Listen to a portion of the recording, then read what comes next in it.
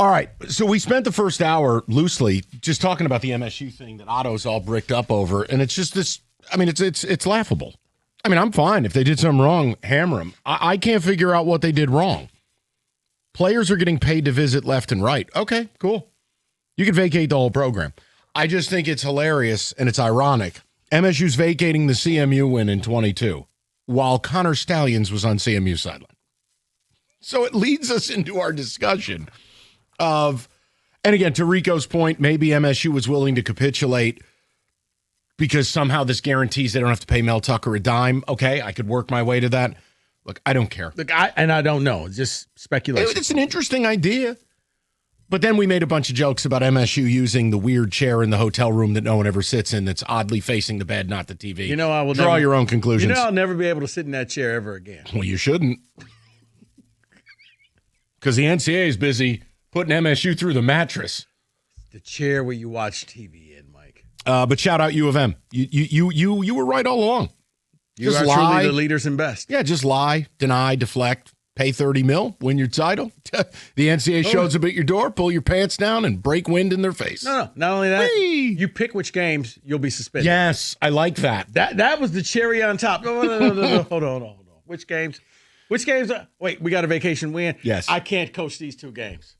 And the third game next year. I do like the splashy headlines today, though. Again, this is where it is, and MSU clearly is the Jerry Falwell of college football. The pool boy is going to town on their woman, and they're watching. So congrats, boys. I'm sure that's really going to help with donor support. Spartans, more like unsullied. Okay, if we may. Now, the unsullied were tough. Doesn't change the alterations. You know what? You will. Let's make a move. I want to bring this up because this is another one of our, and by the way, we don't know when Scott Harris is talking. There's no set press conference. There's no official, backdrop and all the media is going to be there. It sounds like it's going to be an impromptu scrum at some point today. Question mark? If he says anything, we're here to talk about it. I am all in on the Tiger off season, but I got to wait for something to happen before I talk about it. But I wanted to bring this up. Really weird night last night because it's a Tuesday and there's not much going on. But there it was again. NBA on NBC. On a random Tuesday night, Mikey T on the call. And I watched about 20 seconds and I went, I can't do this. It's ridiculous. It's a Tuesday night. And no, I'm not going to watch Western Michigan and Ohio. But it was the idea of, as we do this show, it's like the NFL's plan has worked. The only thing people care about is the NFL. Now, you'll get a handful of Kennys with the Red Wings and a handful of people that are really diehards about the Pistons. But in general, ain't nobody calling up to talk about that crap. Wait, so Kenny, David, and me, because I do college hoops. He does the Pistons. Kenny does. Well, I was going to bring up the college hoops thing next. Yeah. Guys like you probably watched Illinois, Texas Tech with an 8:30 tip-off. Respect to you. I didn't. It was Michigan, Wake. Well, hey, how about this? Michigan barely getting 6,000, 7,000 in their arena, and they're a top 10 team last night. What the hell was that about? It wasn't their arena.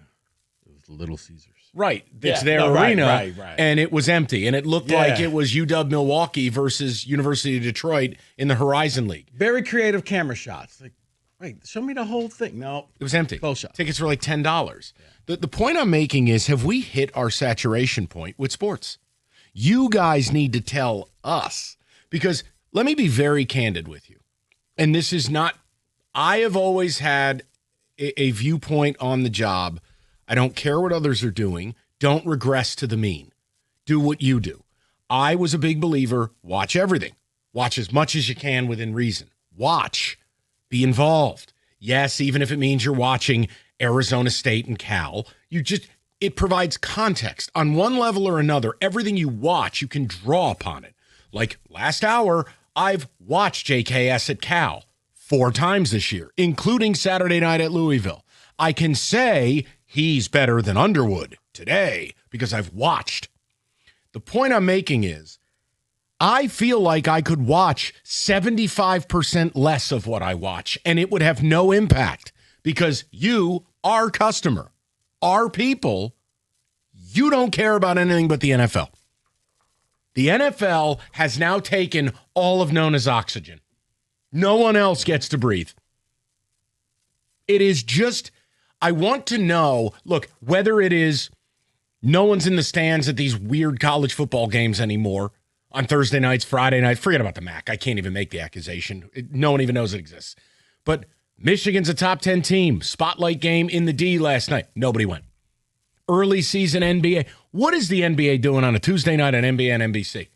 That needs to be a Sunday afternoon product once football season ends. I thought it was a promo until I'm like, wait, this is a real game. I'm like, okay, this is a really long promo because Celtics Sixers on a Tuesday night in November. What are we doing here? Yeah. I'm asking the question. Look, we brought up Tigers off season multiple times. Guess what? Nobody called. You bring up the college football thing? No one's calling. The only thing, and I won't do it, I'm not going to sit here and just make up stuff to be lazy. I will do this show, and I don't care if anybody calls. I'll just talk to you guys.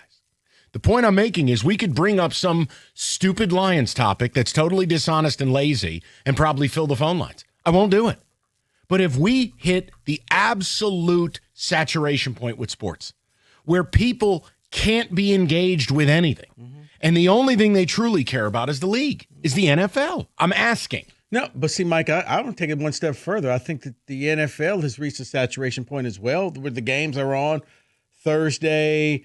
Then 100%. Now think about it. In a month, the games will be on Thursday, Saturday, Sunday, Sunday night, and Monday. Look what it's done to the late window.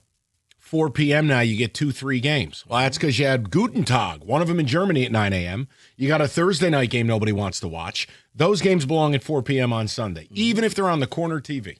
Oh, it is. So I think that the NFL is reaching that point as well, where it's just like it's too much sports all the time, and you only have so much bandwidth to sit there and watch all of them because it's almost like, okay, we'll give them more. We'll give them more and give them more. And this is where I'll give you credit.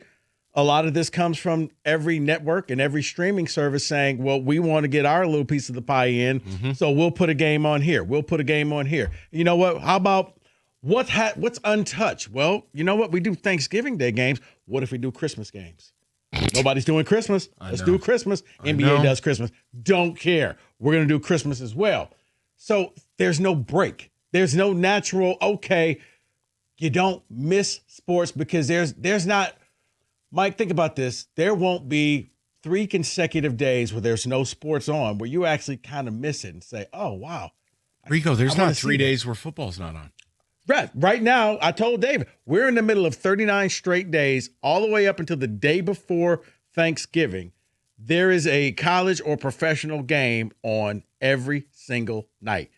You can't miss it. So therefore, it just becomes background noise. And I flipped over and saw the Western Michigan game, saw a guy running in, and was like, David's probably watching this. And then I quickly turned to something else.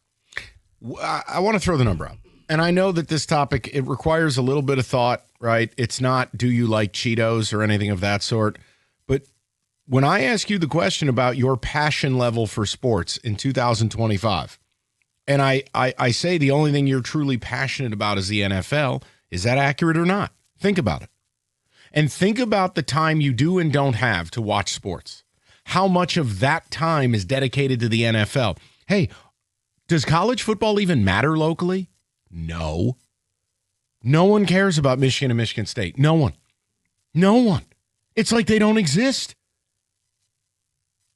And then the reason being they're not part of the 12-team party. Like, I do think if one of the teams were up for the playoffs legitimately, there would be some buzz. But right now, as we all say, if you're not in the playoffs, then it doesn't matter. Right. Your season like might as well night, fold up right now. I know, Kenny, I want to talk to him tomorrow about it. It's kind of like, it is November, but it is a little bit of a big game for the Red Wings. Because if the Ducks come in here and beat you and you fall to 9-9, you will have wasted this hot start. You've been dummied twice in a row by 2 lesser than teams, Chicago and New York. I can in a moment be like, hey, I'll try to give the Red Wings my time tomorrow. But in general, like, look, last night Creighton was playing Gonzaga. 10 years ago, I'm all in on that. Last night, weed gummy. Good night. I'm going to bed. Yeah, I was right there for Louisville, Kentucky. Like, wow, Louisville, Kentucky playing right now? It doesn't even feel right. That game should be in February. Right. Because it's like, oh, wait a minute. Okay. And I'm but watching see, that game. This is what I mean. If I asked for the top 10 Jared Goff memories, please, people be tripping over their ding-a-lings to call. But this is what I mean. I think sports has actually turned people away. Too much of it, too often, and the NFL's expanded calendar, you can't get away from it. But I don't think you're allowed to say that, because if you do, you almost sound like you're not a sports fan. Mike, it's the party that you're really ready to go home from, but everybody's there and you don't want to be that person to leave, so you act like you're enjoying the party. See, I like the Irish goodbye. But I think that's the one thing the Irish did right. Yeah, you really just want to walk away, go home, and go to sleep. But do you just leave? You don't say goodbye to everybody, do you? No. The Irish goodbye is perfect. Why do you have to say goodbye to every person? You just leave collectively. There's only a handful of times where I'll actually, go ahead and say goodbye. Yeah. But other than that, no, I'll just kind of fade on out. 248-539-9797. I think I articulated it pretty good. But as you look and your relationship with sports, is it getting better or worse in 2025? Because it feels like the only thing people are passionate about is the NFL. Everything else, I feel like these networks are spinning their wheels. Because I don't know who's turning into the NBA and NBC on a Tuesday night to watch Celtics and Sixers with no Tatum and no Embiid. I don't know who's tuning into all these shows that provide the endless coverage of, like, NBA Today. And it's like, there's nothing. I could give you 5 minutes on Nico Harrison. There's the NBA Today. Here, I'll tell you what, while we're recording, I'll offer you the NBA tomorrow. Leave me alone. Like, no offense, but like, there's just so much of so much. And I feel like only one thing matters. One thing matters is the NFL, Mike, but I think the NFL is about to push themselves off of a cliff as well. 1,000%. You almost need to take a vacation from sports in order to appreciate it again. And maybe that's where the NFL gets you, because they let you know, hey, in February, you won't see us again until, early, until 3 months of draft coverage.